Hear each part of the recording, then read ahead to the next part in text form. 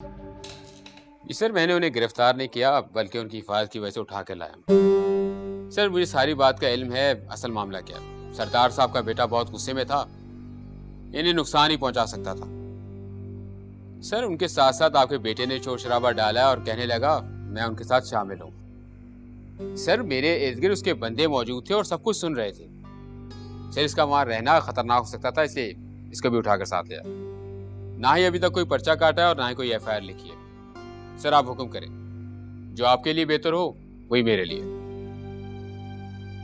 Sir मेरा ख्याल है कि सरदार साहब को होश में आने दें। मेरा अंदाजा है तभी इनका बेटा भी होश में आ जाएगा। ठीक है सर, थैंक यू सर।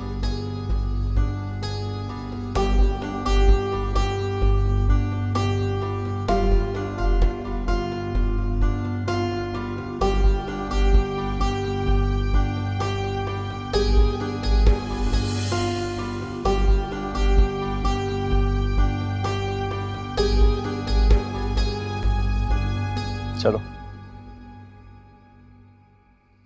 पापा बुला रहे हैं।